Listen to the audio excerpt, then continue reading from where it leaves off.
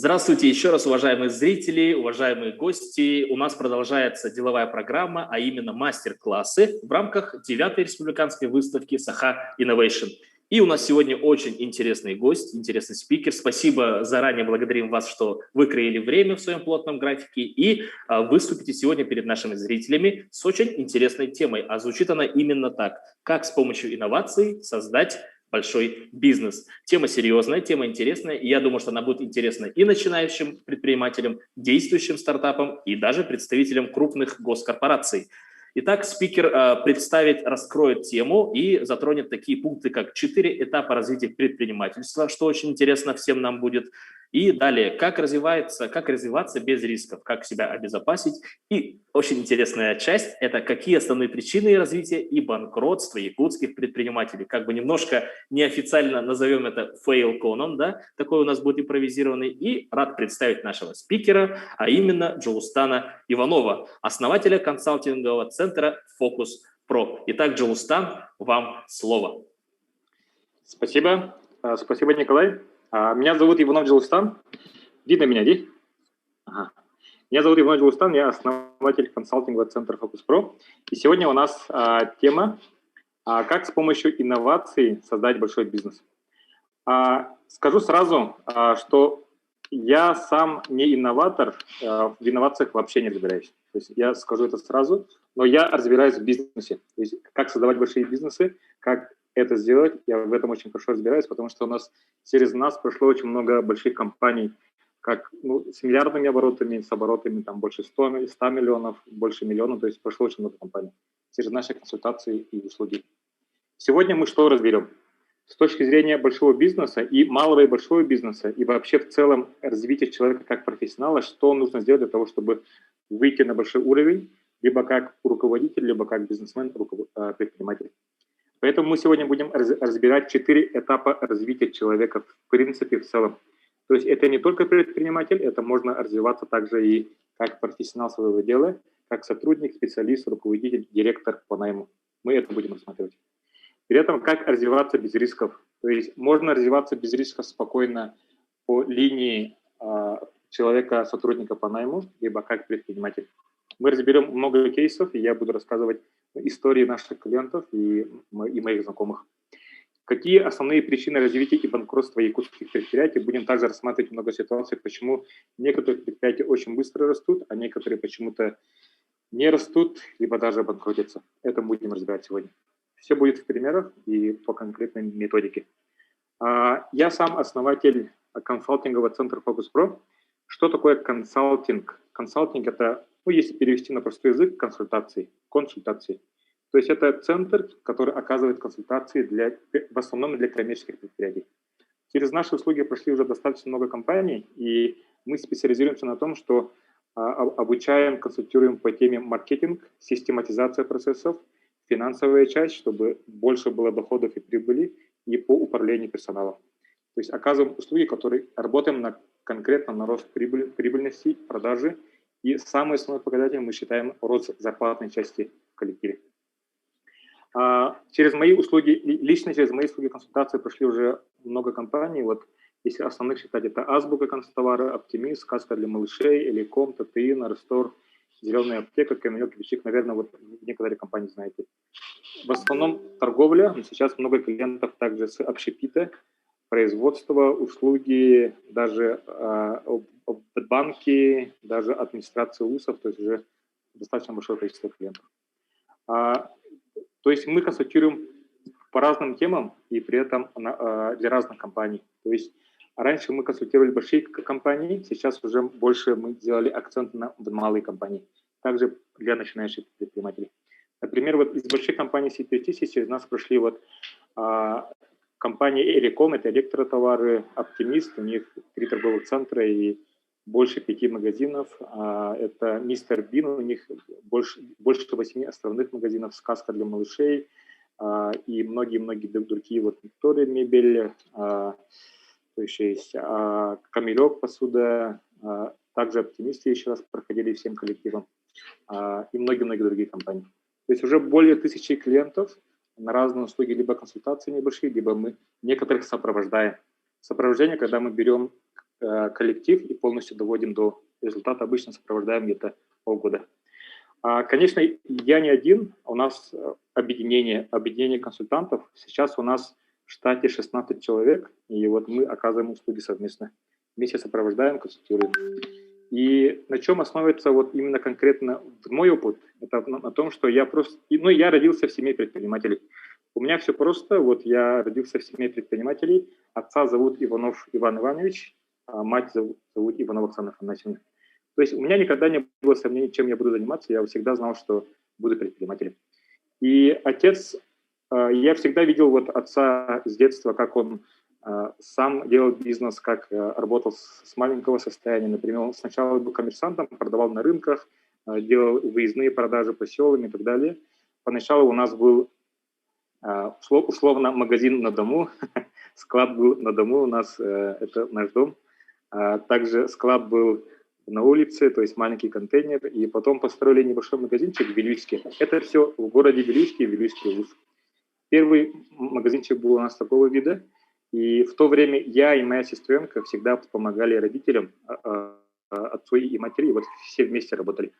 Отец и мать работали вместе, и у нас поначалу был небольшой коллектив.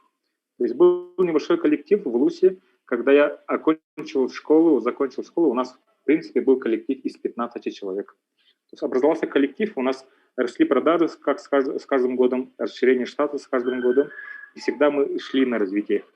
Я понял, что чтобы идти дальше, все было все сложнее и сложнее. То есть я стал помогать родителям с точки зрения систематизации. Для этого я учился в Москве, и после окончания университета в Москве вот я приехал обратно в Вилюйск, и вот им помогал систематизировать компанию. У нас сейчас вот 3 торговых центра, 6 разных магазинов, то есть автозапчасти, товары для спорта, охоты, строительные товары, бытовая техника, одежда, подарки, товары для дома. И у нас уже коллектив образовался большой, сильный коллектив, у нас уже сейчас суммарно где-то 80 человек, и вот все работаем совместно на усиление каждого процесса, каждого функционала и каждого направления. Для этого у нас было очень много работы по систематизации. То есть систематизация – это когда каждый коллектив, каждый сотрудник друг друга понимает и работает на улучшение каждого процесса. То есть мы вот до сих пор мы постоянно улучшаемся и постоянно вот смотрим, в какую сторону развиваться. И все было на основе вот того, что я обучался в Москве. Я учился в университете НИУШ, это Национальный исследовательский университет Высшей школы экономики. То есть я там окончил по специальности менеджмент и маркетинг. И вот все это то, что я обучался в Москве, я вот внедрил в Вилюйске. И сейчас вот мы вкладываемся в большие проекты. Например, вот недавно построили такое здание. Это первый эскалатор, первая кофейня, первый фудкорт, первый нормальный туалет в Вилюйске. Это у нас все в городе Вилюйске. Ну, город Вилюйск – это такое название, но все равно у нас условно небольшое поселение, все в Улусе. Вот максимально постараюсь сделать так, чтобы для небольшого Улуса села у нас были максимально комфортные условия для наших клиентов, для нашего населения. И то, что у нас получилось в Вилюйске с небольшого уровня выйти на большой уровень, мы этому консультируем вот для всех других предприятий города Якутска и для Улуса в том числе. И то, что у нас получилось, мы вот сейчас упаковали в разные услуги. Этим занимаемся уже 3,5 года. То есть и консультации, и семинары, сопровождение, когда берем компанию, доводим до результата. Некоторых сопровождаем 1 месяц, некоторых 4 месяца. Есть разные услуги, например, есть сопровождение усиления. Если кому интересно, могу в конце вкратце рассказать, где мы сопровождаем 1 месяц над увеличением продаж и прибыльности.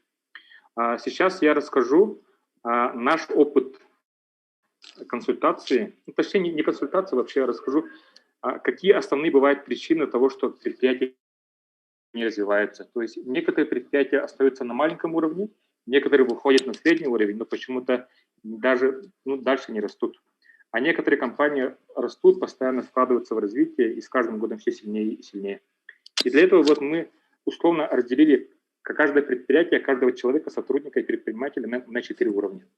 И с помощью такой методики человек может быстро определить, в каком он сейчас месте, какая у него ситуация, и что ему сделать для того, чтобы выйти на новый уровень. То есть выйти на новый уровень либо с помощью своей специализации, либо как предприниматель, либо с помощью инноваций, например, в IT-сфере. Что-то придумать такое, чтобы найти инвестора, например. Поэтому давайте вот разберем этот пример, эту методику, на основе которой мы сейчас обучаем и сопровождаем. Здесь на чем все основано? Считается, что человек может развиваться либо по найму, либо открыть свое дело как предприниматель. Все начинается с уровня специалиста. Уровень специалиста – это когда человек занимается чем-то простым, одним делом. Например, специалист – это может быть продавец в магазине, например, да? Либо финансист, бухгалтер, либо кондитер, официант, повар, водитель и так далее. То есть человек, который занимается узкой специализацией. То есть он не универсал, он занимается именно узкой специализацией. И при этом, смотрите, вот есть специалисты хорошие, есть специалисты не очень хорошие. Как понять, специалист хороший или нет? Это когда человек очень хорошо выполняет свою специализацию. То есть если он повар, то он самый лучший повар. Либо в ресторане, либо во всем городе. Если он водитель, он очень хорошо умеет водить, и при этом, чтобы хорошо водить, он максимально уже обезопасил свою машину, отремонтировал, то есть он стал очень хорошим специалистом в этой сфере. Если он бухгалтер, финансист, то он очень хорошо ведет отчетность, и все его коллеги спрашивают у него советы. Это уровень специалиста. И мы сейчас разберем, как можно с уровня специалист постепенно выйти на другие уровни, как предприниматель, либо работать по найму. Смотрите, вот хороших специалистов на самом деле очень мало. Кажется, что это очень просто, но на самом деле здесь нужно вникать и постоянно развиваться по узкой специализации. К сожалению, в любом коллективе почти половина, даже большая часть персонала, они не очень хорошие специалисты. То есть они даже свою маленькую специальность не очень хорошо выполняют. И когда человек набрался опыта по специализации и стал хорошим, ответственным специалистом, он может уже дальше развиваться. Если он и этого не сделает, он даже не сможет развиваться либо как предприниматель, либо по найму он этого не сможет сделать. Поэтому мы считаем, что любой человек сначала должен стать хорошим специалистом. Только после этого думать о развитии по карьерной лестнице, либо как предприниматель. Допустим, человек стал хорошим специалистом. Он стал хорошим специалистом, как это понять? Когда ему предлагают должность руководителя по найму, либо когда он очень хороший специалист, когда все другие его коллеги, либо в его организации, либо из других организаций, просят у него совета. Как ты это делаешь? Давай мне посоветуй, обучи, чтобы я тоже это смог повторить. Тогда уже можно сказать, что человек стал хорошим специалистом. Дальше специалист может развиваться либо по найму, либо открыть свое дело. Если он открывает свое дело, он, скорее всего, сразу не сможет открыть большой бизнес. Все равно там нужен большой опыт, либо большие деньги вкладывать. И в основном большинство, как открывает свой бизнес, это начинается уровень самозанятый. Уровень самозанятый. Что такое самозанятый? Это когда человек сам всем занимается. Ну, понятно, где? Сам всем занимаешься. Самозанятый. А самозанятый – это кто, например?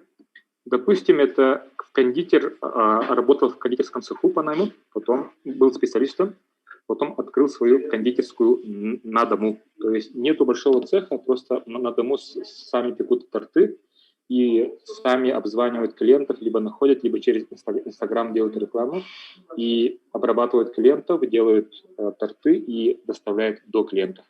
То есть он сам всем занимается. Я считаю, что хороший самозанятый спокойно может зарабатывать прибыль, зарплату себе 100 тысяч рублей. У меня есть много самозанятых, которые реально вот сами только занимаются, без большого штата, аренды и так далее, и зарабатывают даже больше, там, 100 тысяч, 150, 200 тысяч самозанятых. Это может быть либо кондитер, либо, например, кто-то работал, допустим, в салоне красоты, потом ушел с найма и открыл, ну, не салон, а, как сказать, маникюрную, педикюрную на дому. То есть сама занимается всем, приглашает клиентов к себе домой и там оказывает услуги, сама привлекает клиентов через рекламу, обзвоны и оказывает услуги самозанятый.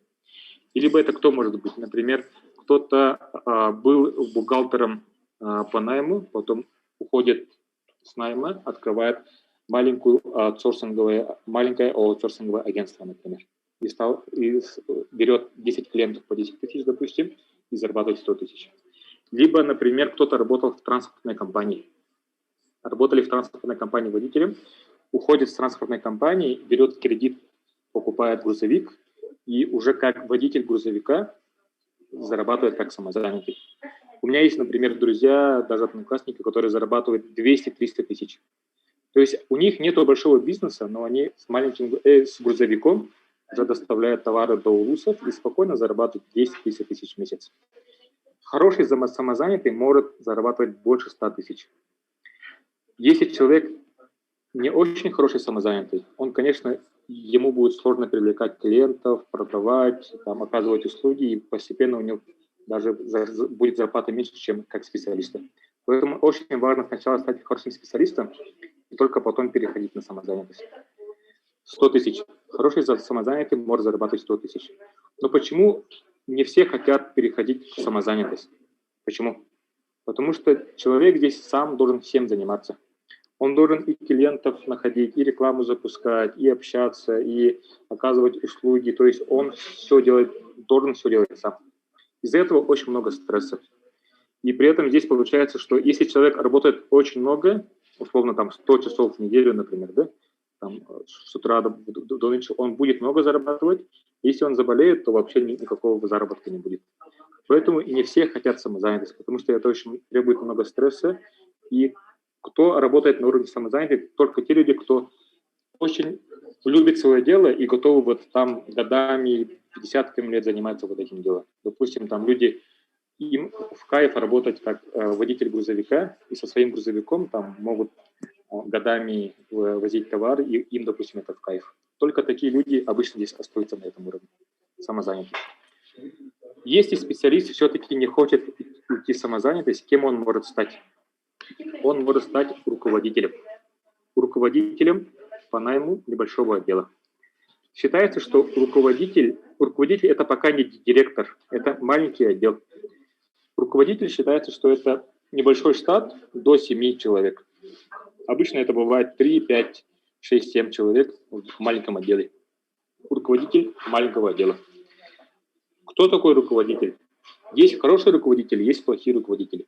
Плохие руководители, они всегда обвиняют своих специалистов, что они плохие, они не справляются, там, в городе вообще нет нормальных людей, невозможно найти хороших специалистов. Хороший руководитель так не говорит. Он либо усиливает своих специалистов, делает так, чтобы они работали на результат, либо нанимает хороших специалистов. Либо-либо. Он не застревает на одном уровне, он либо усиливает текущих специалистов, либо находит новых. Наверное, вы все понимаете, что хороших руководителей гораздо меньше, чем хороших специалистов. Это очень большой навык делать так, чтобы под ними все специалисты развивались, становились очень профессиональными, сильными специалистами. Таких людей очень мало, и в любом коллективе, в больших и малых организациях все в поиске таких руководителей. И за такую функцию они могут давать очень достойную зарплату руководителю. Руководитель, если справляется со своим делом, он может дальше расти, либо по найму, либо открыть свое дело. Как понять, этот человек справился со своим уровнем или нет, когда его приглашают на высший уровень, например, на должность директора, либо в текущей организации, либо в другой организации приглашают. Либо когда человек понимает, что он очень хорошо, под ними каждый специалист растет, становится очень сильными специалистами, и люди не хотят уходить с этой организации, и постоянно показатели у них растут. Хороший руководитель, когда он понимает, что он справился, может открыть свое дело как предприниматель. Кто такой предприниматель? Это уже не самозанятый, у него есть коллектив, примерно 7 человек плюс-минус. При этом это пока небольшой бизнес, это маленькое предприятие, предприниматель. Допустим, это маленький магазинчик, может быть, либо там маленькая стартап, IT-организация там, с коллективом 3, 5, 7 человек. Либо кто это может быть? Вот маленькая кафешка, маленький салон красоты, типа такого, предприниматель. Предприниматель, я считаю, что спокойно может зарабатывать себе прибыль как зарплату 300 тысяч в месяц спокойно, предприниматель. И смотрите, вот кто такой хороший предприниматель, есть два показателя. Когда он зарабатывает 300 тысяч прибыли себе как зарплату, и при этом под ним 7 хороших специалистов. Вот это очень важно, вот эти два показателя. Потому что у нас было много клиентов таких, которые, штат большой, даже вот 20-30 сотрудников, специалистов, но зарабатывают гораздо меньше, там, 100 тысяч себе как зарплату. Работы много, сотрудников много, но почему-то прибыли очень мало. Значит, они до сих пор на уровне самозанятых. Значит, они до сих пор все делают сами, самые важные функции. Просто они раздули штат, большой коллектив, много отдел и занимаются имитацией бурной деятельности. И даже не зарабатывают 300 тысяч. Хороший предприниматель, он спокойно может зарабатывать 300 тысяч. У нас есть много таких клиентов и много таких и друзей, и знакомых, которые вышли на этот уровень. При этом второй показатель должно быть 7 хороших специалистов.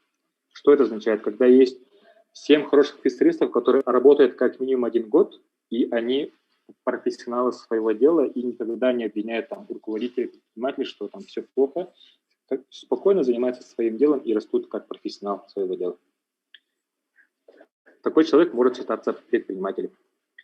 Допустим, если руководитель не хочет уходить в предпринимательство, то есть руководитель по найму, если он все-таки не хочет там чем-то рисковать, вкладывать деньги, там брать кредит, например, да, кем он может стать? Он может дальше развиваться по найму, стать директором. Директор по найму. Кто такой директор по найму? Я считаю, вот вы можете соглашаться или нет, но все-таки я вот считаю, что директор – это когда есть коллектив хотя бы 49 человек. Просто есть небольшие организации, у которого там коллектив 10, 20, 30, например, да?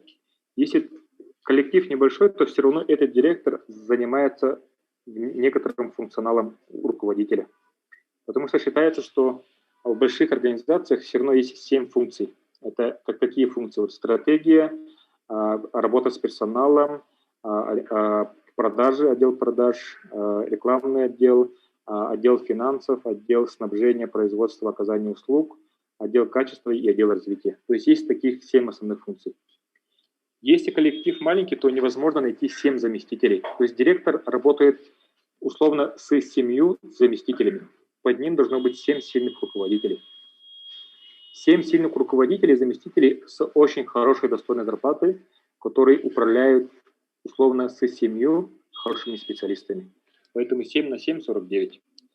Хороший директор, он напрямую не общается со специалистами, он не считает финансы, он не считает там продажи и так далее. Он просто руководит сильными руководителями, заместителями.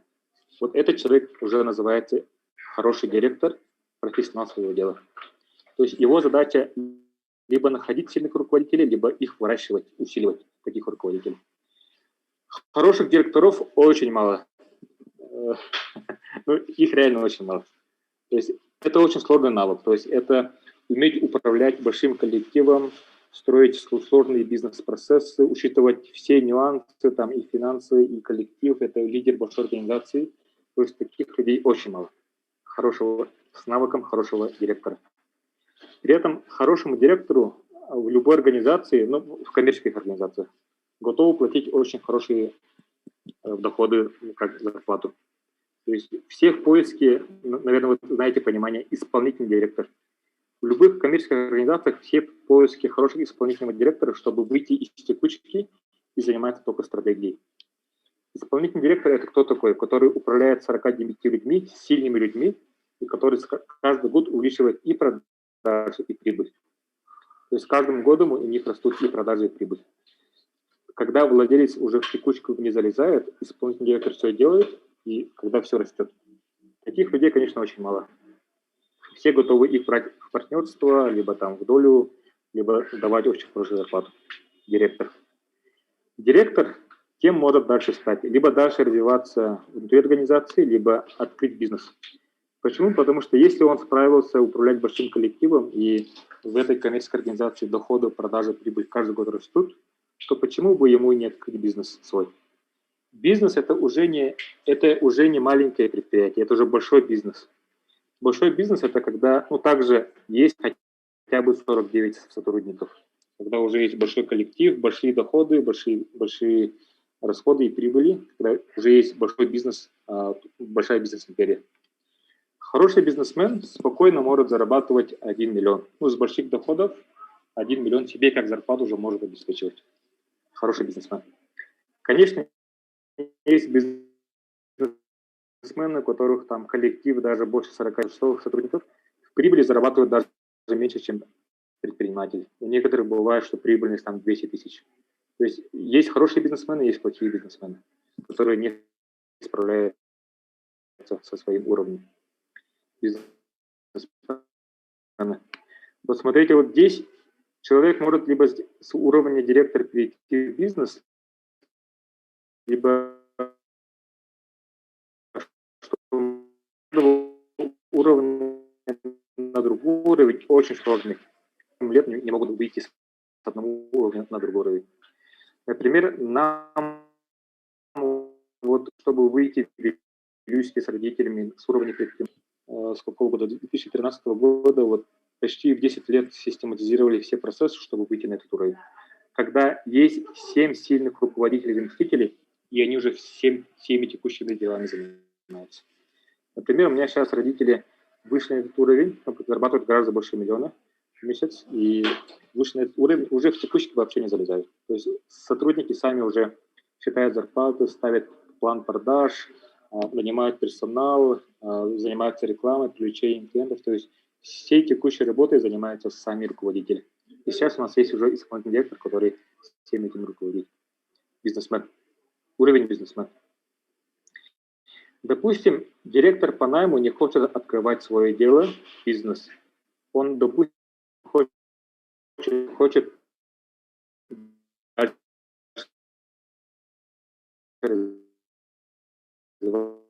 все равно есть стеклянный потолок. Если коллектив небольшой, там маленькая школа, там маленькая муниципальная организация, то там невозможно дальше развиваться. Да, им нужна вот большая организация, там, вступать, например. Да? Мы сейчас рассматриваем с точки зрения вот коммерческой организации. Директор, хороший директор, может дальше стать совладельцем в коммерческих организациях. Вот у нас в Якутии и в России в целом люди не верят, что можно стать с уровня специалист совладельцем. Почему-то не верят. На самом деле такие истории есть. Их очень мало, но такие истории есть. Например, вот у нас были клиенты, наверное, знаете, вот холдинг Скрипина, ресторанный холдинг Скрипина. Там вот Татьяна Александровна, Тымырова Татьяна Александровна, она сейчас совладелец, она вот пришла как специалист, по-моему, как технолог. Потом она очень активная женщина, вот она после студенчества пришла в организацию, и хотя она была молодая, вот она все улучшала, всем там помогала и очень быстро стала руководителем.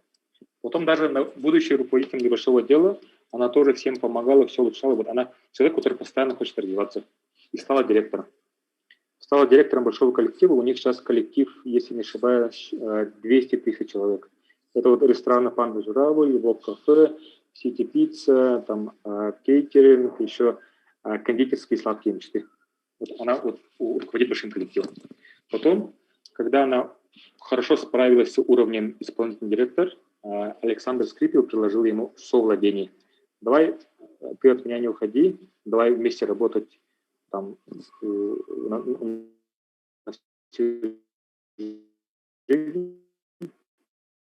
поэтому он предложил, и Татьяна Александровна стала за совладельцем, и с уровня директора она вышла на этот уровень.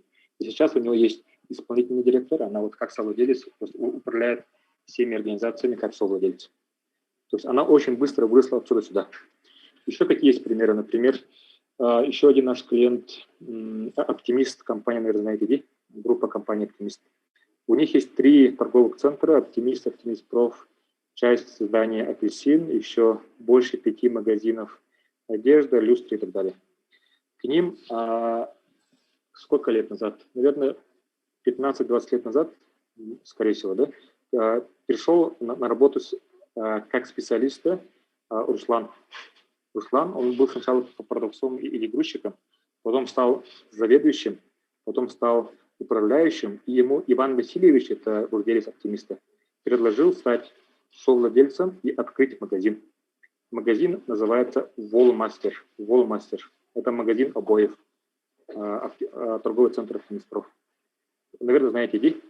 Вот в телевидении и в Инстаграме всегда крутится их реклама. Wallmaster, Wallmaster, обои. Вот он стал совладельцем. Хотя пришел как обычный специалист по найму. Этот человек, многие специалисты думают, что там невозможно вырасти, просто этот человек просто очень сильно верил в компанию и всегда помогал по улучшению всех процессов. И таким образом он очень быстро вырос. Вот человек, который всегда крутится в рекламе, Услан Варфоломеев, это совладелец. Многие думают, что это актер, а это совладелец, который вот любит свое дело, свой магазин, свой коллектив и постоянно развивается, стал совладельцем. Например, еще у нас 3 недели назад был еще один клиент, магазин Телезавр. Телезавр, там один человек за 5 лет, по-моему, вырос тоже на совладельца. Сначала работал в отделе доставки или склада, потом стал руководителем склада, по-моему, потом управляющим, потом стал совладельцем за 5 лет. Человек молодой, примерно 30 лет, то есть он очень быстро вырос. К сожалению, у нас почему-то в России не верят, что можно стать совладельцем. Почему так? Потому что у нас вообще коммерческий бизнес работает только 30 лет. Потому что был Советский Союз, в то время всех предпринимателей посадили, и у нас прошло только 30 лет. И только сейчас вот в больших организациях думают, кому же дальше передать свое дело. Потому что сейчас большинство крупных бизнесменов, им лет по 50, 60, 70, и они дальше кому-то должны передавать свое дело. Иногда бывает так, что их дети не хотят заниматься бизнесом, поэтому они могут это дело передать своим коллегам, сотрудникам, директорам. Поэтому вот скоро ожидайте, вот в ближайшие 10 лет будет очень много таких людей, которые станут совладельцами. Таких будет много. Например, вот из больших компаний, все знаете вот историю InDriver, там сейчас очень много совладельцев, то есть в топ-менеджмент они взяли опционы. Опционы – это как совладение, в будущем они превратятся в акции. То есть они тоже вот сильно выросли, помогали усилить компанию, стали совладельцами тоже. Таких историй будет масса скоро, потому что у нас бизнес всего лишь 30 лет живет, а в Америке, Европе это обычное дело. У них бизнес живет 500 лет, 1000 лет, и у них таких историй очень много. Когда человек понимает, что можно так развиваться, то ему спокойнее так развиваться, потому что все-таки развиваться как предприниматель-бизнесмен – это очень много стресса, рисков, банкротств и так далее. Можно просто спокойно работать внутри организации и вырасти на такой уровень. Совладелец. Что дальше? Вот есть здесь еще один уровень, когда человек, будучи совладельцем, либо бизнесменом, может вырасти туда. Это самый желаемый волшебный уровень – инвестор. Все хотят стать инвесторами. А там есть понятие саха-инвестор, там кэшбэк и так далее. Вот волшебный уровень инвестор. Все хотим сюда прийти, но не знаю, настоящих инвесторов очень мало у нас. Хороший инвестор может зарабатывать гораздо больше, десятками миллионов пассивно, именно пассивная прибыль. Но я сейчас объясню, кто такой хороший инвестор. Скоро объясню. Там есть конкретный показатель. Инвестор. Инвестор – это человек, который в текучку вообще не залезает. Он вкладывает в 7 бизнесов, в 7 инвестиций. И при этом вкладывает очень большие суммы. Условно, может быть так, что есть торговый центр, например, да, одна инвестиция. Возможно, купил большую недвижимость, вложил большие деньги там, в акции и так далее. То есть 7 разных инвестиций. Если инвестор сильно зависит от одного бизнеса, он уже не инвестор, он бизнесмен, потому что сильно зависит от одного бизнеса. Инвестор должен минимально иметь 7 вложений, потому что если 2 вложения обанкротятся, то 5 все равно выживут и дальше будет приносить прибыль инвестор. При этом инвестор – это тот человек, у которого есть капитал хотя бы 100 миллионов. Хотя бы 100 миллионов. Что такое капитал, наверное, все понимаем, где? Вот капитал, да, это как можно посчитать? Например, есть капитал активы или по-другому. Активы или капитал, да? Есть капитал, понятие личный капитал, есть капитал бизнеса. Давайте вот посмотрим, что такое личный капитал. Допустим, у вас есть, по-любому у каждого из вас есть квартира. Допустим, квартира стоит 5 миллионов с ремонтом. То есть вы можете завтра подать объявление и продать там в ближайший месяц за 5 миллионов. Допустим, у вас есть гараж, там, допустим, 1 миллион. Допустим, что-то еще есть, машины и так далее, и так далее. В среднем у человека, у семьи капитал примерно 10 миллионов. Ну, у взрослого человека 10 миллионов в среднем. Есть люди, которые вот копят деньги, вкладывают, покупают много квартир, у них бывает там 20-30 миллионов капитал. При этом капитал бизнеса тоже есть такое понятие. Например, у кого-то есть несколько магазинов. А в каждом из магазинов есть товарный запас на, допустим, 10 миллионов. И, допустим, у них в 5 магазинов 50 миллионов товарный запас. Также у них есть недвижимость, там 5 магазинов собственности. Каждую из магазинов они могли бы продать по рыночной цене 20 миллионов, например. Да? Итого 5 магазинов по 20 – это 100 миллионов. С товарным запасом это 150 миллионов. То есть если у них это все в собственности, и товар, и магазины, то у них 150 миллионов капитал, допустим. Конечно, многие берут в кредит здание, либо на аренде и так далее, это не считается. Вот именно то, что в собственности находится уже, капитал. Вот я считаю, что хороший инвестор – это когда имеет капитал хотя бы 100 миллионов. Сейчас я попытаюсь объяснить, почему именно столько. Считается, что в мире больших инвестиций, когда минимум рисков и максимум окупаемости, должна быть прибыль с капитала 12%. Конечно, бывают инвестиции, капиталовложения, когда 30-40%, но они очень рискованные. Такие капиталовложения, там из 3 вложений 1 выживет, а 2 обанкротятся. Вот именно в мире больших инвестиций считается, что 12% очень хорошо. Почему? Кажется, что очень мало, но почему это хорошо? Потому что в сравнении с банками, например, если вы вложите деньги в банк, там вклады сейчас, наверное, процентов 4-5, да? Там 4-5%. То есть, допустим, у вас есть деньги 100 миллионов, вложили в банк, там вклады приносят прибыльность 4-5%. А, например, вложили там в акции, инвестиции, построили торговый центр, либо купили квартиру и сдаете, и это приносит прибыльность 12%, считается очень хорошо. Когда вы сами в текущие не залезаете, когда это само по себе работает пассивно. Это 12 миллионов в год. То есть, например, условно, вот, представьте себе, да, у вас есть деньги откуда-то, вот, условно, вот, выиграли в лотерее, есть 100 миллионов с выигрыша с лотереи. Потом эти деньги должны приносить вам 12 миллионов каждый год прибыли. Это в год. В месяц это 1 миллион прибыли. То есть представьте себе, у вас есть много денег, но прибыль они приносят каждый месяц 1 миллион. При этом хороший инвестор всю прибыль не съедает. Он некоторую часть дальше отправляет как реинвестиции, то есть вкладывает в другие направления, либо в текущее направление. Большую часть, это 70% отправляет на развитие, то есть дальше инвестирует, вкладывает. 70% должно идти на развитие и 300 тысяч как зарплату себе. Вот представьте себе, вот есть 100 миллионов. И если вы инвесторы, вы оттуда имеете право вынимать только 1000 тысяч себе как зарплату. И все остальное должно дальше крутиться. Понятно, да? 300 тысяч себе как зарплату. Вот это называется настоящий инвестор. И смотрите, вот все наши большие клиенты, и мои родители в том числе, вот у них в первое время они работали на капитализацию, то есть построили, всю прибыль отправляли на развитие, построили там здание, торговый центр, магазин, больше товарного запаса, либо оборудование, рестораны и так далее. И только тогда, когда они имели капитал 100 миллионов, они успокоились. Только тогда они уже стали много путешествовать, покупать там Лексусы, Land Cruiser и так далее. У меня отец реально вот почти 15 лет на всем жестко экономил, и только тогда, когда он накопил такое состояние, уже стал покупать условно 200-е крузаки. Наверное, вы знаете вот историю еще Афанасий японец, автозапчасти японец. Он тоже вот очень долго экономил на все. И только когда построил большое здание Нажернирского, магазин автозапчастей Нажернирского, там по-любому было больше капиталовложений, больше 100 миллионов. И только тогда он уже стал покупать себе дорогие машины, благотворительность и так далее. Только такие люди могут дальше пассивно зарабатывать. Спокойно уже все отдать команде и спокойно зарабатывать пассивно. Конечно, выйти на такой уровень – это очень сложно. И там вообще десятками лет нужно пахать, вообще не… Жестко пахать, короче, нужно, чтобы выйти на такой уровень.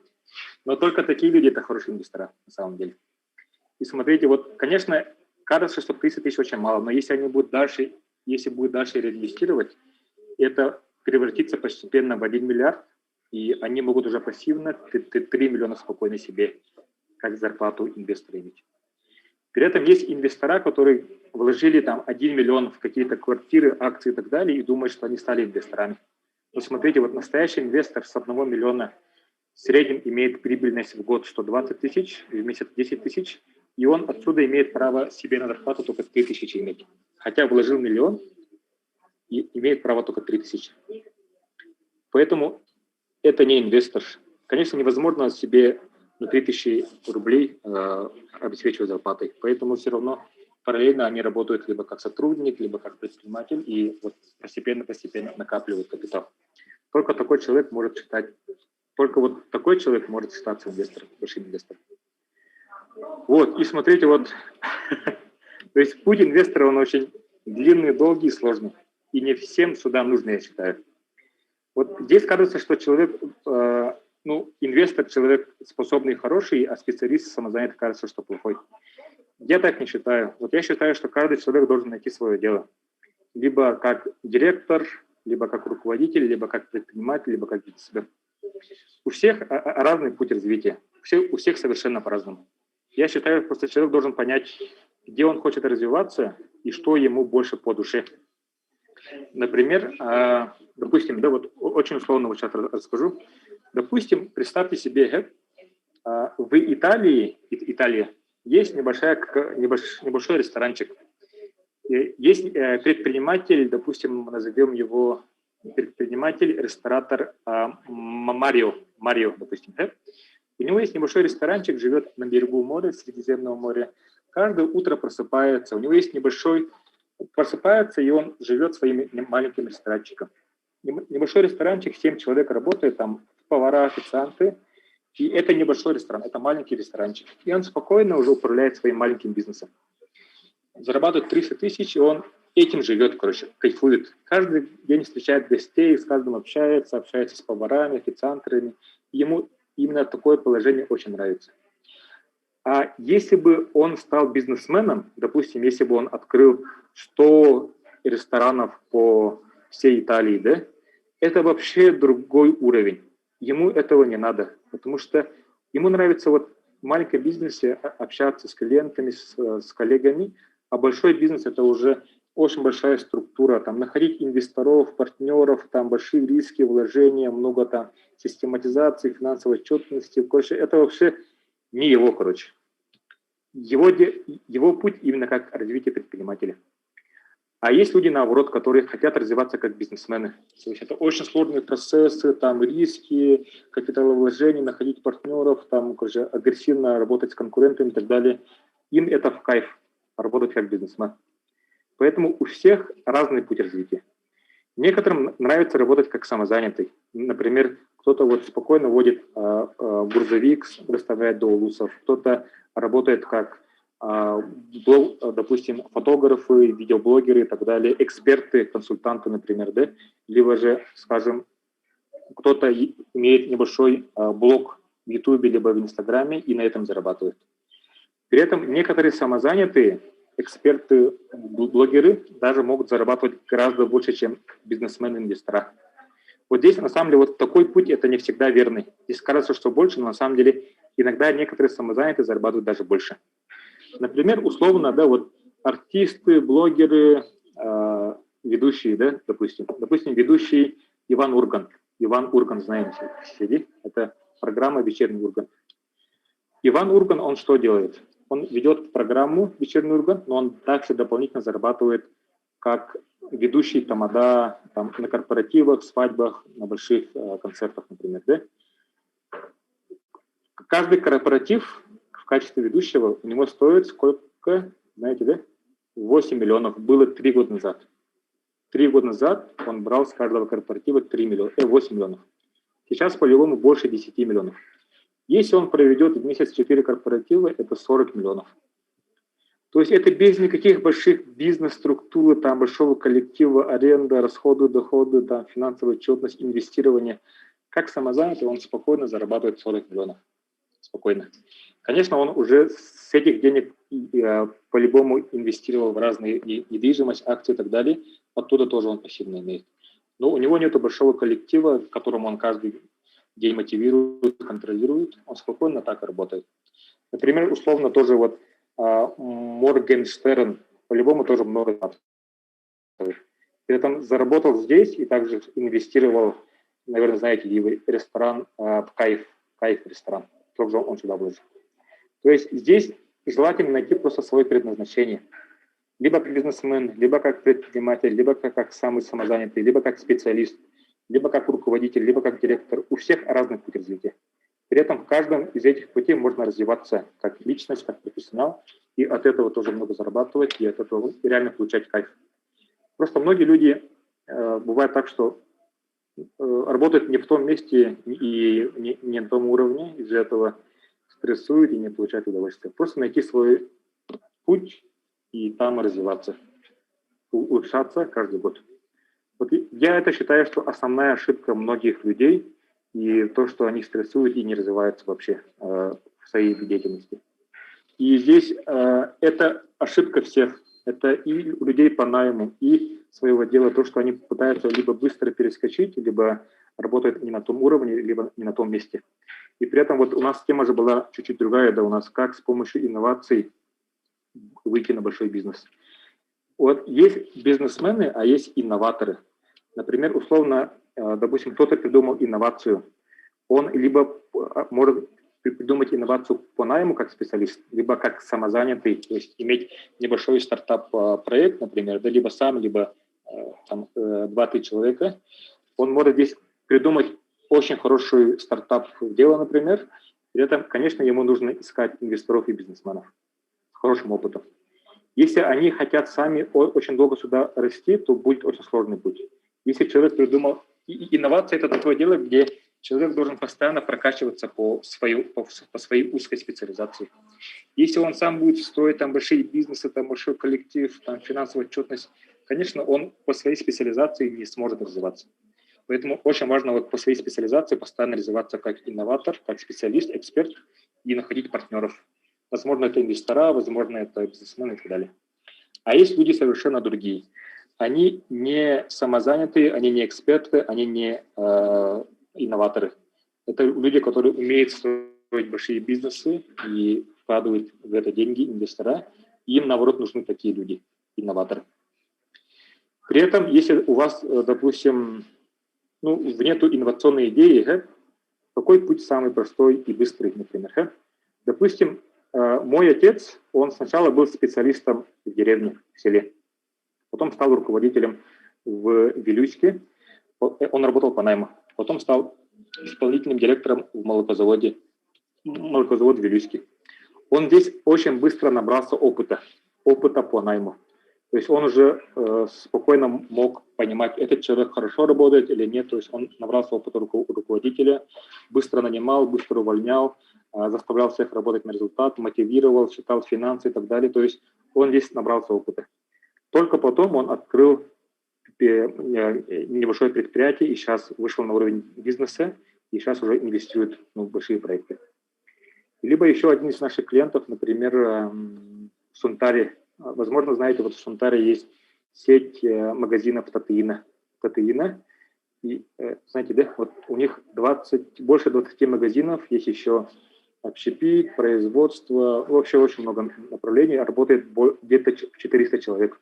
Это коммерческая организация, владельцу зовут Нина Прокопьевна. Вот она как работала? Она в советское время работала как специалист, товаровед в структуре Холбос. Наверное, знаете, где вот сейчас есть продуктовые магазины, а в советское время не было предпринимателей, были магазины Холбос в советское время. Она там работала, потом стала руководителем отдела, потом стала директором Эльгайского филиала в Сунтаре, там была директором, потом распад Советского Союза,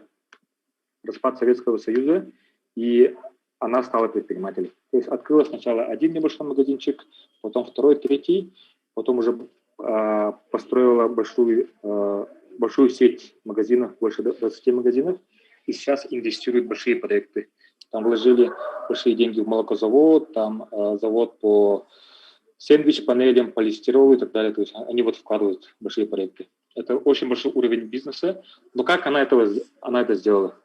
Она не стала придумывать колесо, она никак, здесь путь развития очень сложный, как самозанятый предприниматель, бизнесмен. Она набралась очень хорошего опыта по найму. И уже, имея хороший опыт, ей гораздо легче, быстрее сюда развиваться. Понятно, Ди? Когда человек здесь развивается, ему легче здесь развиваться.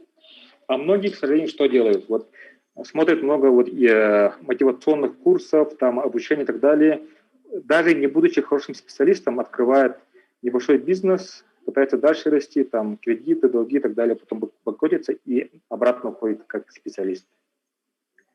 Мне кажется, это ошибка многих, потому что в Ютубе, в Инстаграме много успешного успеха, где обещают очень много, но даже не будучи хорошим специалистом, человек не сможет стать хорошим самозанятым, даже если он пройдет много курсов там всяких и так далее. Хотя бы нужно стать хорошим специалистом, хотя бы.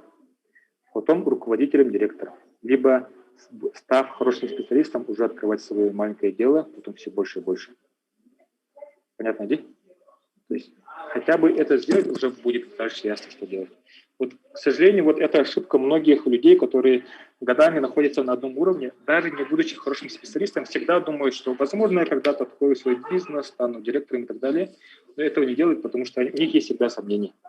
Если вот они посмотрят такую модель развития человека, у них что будет? У них будет уверенность, что можно спокойно развиваться даже по найму в текущей организации. Можно спокойно развиваться как предприниматель. Но для этого первый шаг – это всегда стать хорошим специалистом. Как понять, ты стал хорошим специалистом или нет, когда тебе предлагают должность руководителя либо в текущей организации, либо из других организаций. Либо когда у тебя спрашивают много советов. Как ты вот все это делаешь, объясни нам, посоветуй и так далее, когда у вас просят совета.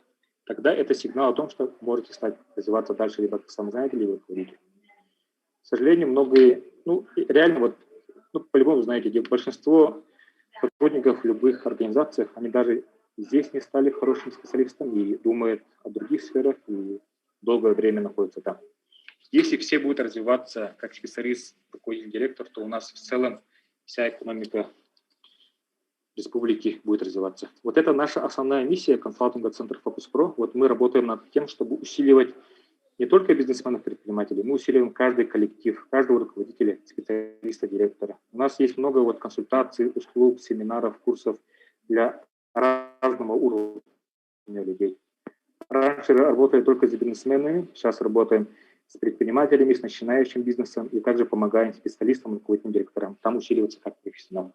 Поэтому приглашаем на наши семинары, консультации. Мы можем помочь, посоветовать, как выйти с одного уровня на другой уровень. Понятно, видите? Это наша основная миссия, чтобы в целом каждое предприятие, организация у нас развивалась в пути. Сейчас, вкратце расскажу, чтобы человек вышел с одного уровня на другой, очень важно понимать рынок. Потом с этого рынка иметь доходы. Для этого продажи уметь продавать и рекламировать. Потом, чтобы выйти на уровень предпринимателя, там уже очень много расходов на зарплату, на аренду и так далее. Поэтому уметь читать финансы и мотивировать работать сотрудников на результат, чтобы были большие доходы и минимум расходов. Потом, когда человек выходит на уровень бизнеса, бизнесмена, здесь уже гораздо больше доходов и расходов. Иногда бывает, что прибыльность падает. Поэтому бизнесмен, либо исполнительный директор, он всегда должен контролировать прибыльность. Это очень много системности, отчетности и так далее. Уровень инвестор, они контролируют капитал, вкладывают в те направления, где большой рынок, он контролирует капитал. И у нас есть, здесь покажу, разные услуги, которые помогают, как увеличить эффективность на рынке, это маркетинг, как увеличить доходы, продажи, продвижение, как увеличить эффективность доходов, расходов, это управлять персоналом, чтобы они работали эффективно, по финансовой части и так далее. У нас есть разные услуги и семинары, и консультации по этим частям. Я сейчас рекламировать не буду эти наши курсы, семинары. Я просто сейчас предлагаю вам подписаться на мой Инстаграм. У меня Инстаграм eJulius, это Иванов Джилустан, ну, и Джилус, вкратце Иванов Джилустан. Либо по-другому многие называют iJules.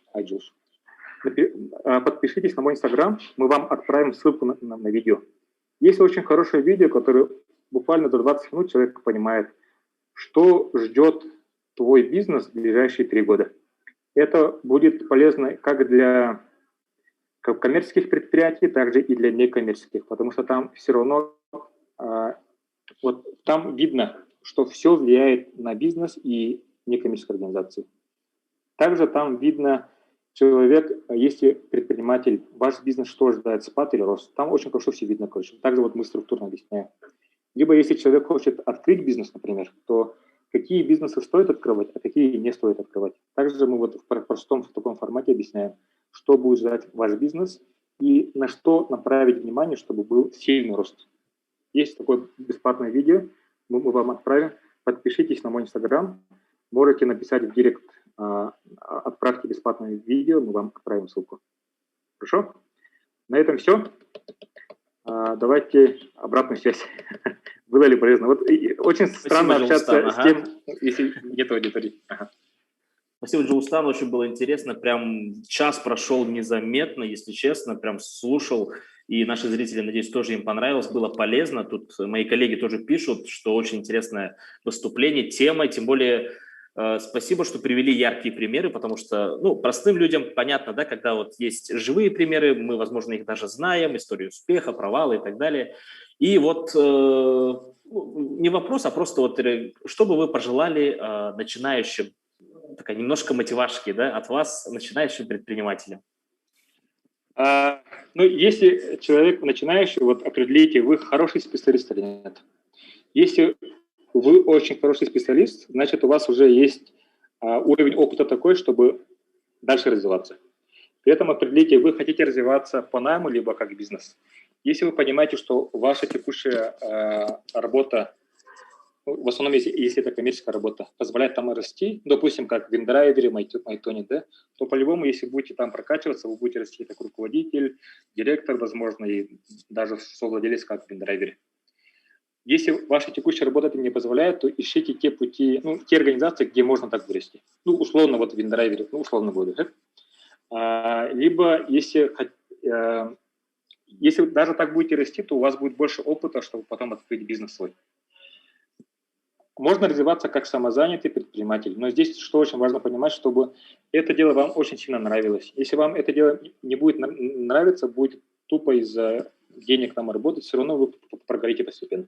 То есть если вы по своей специализации, вам реально это в кайф, если вы будете работать как самозанятый, по-любому у вас будет рост, потом будет рост как предпринимателя и бизнесмена.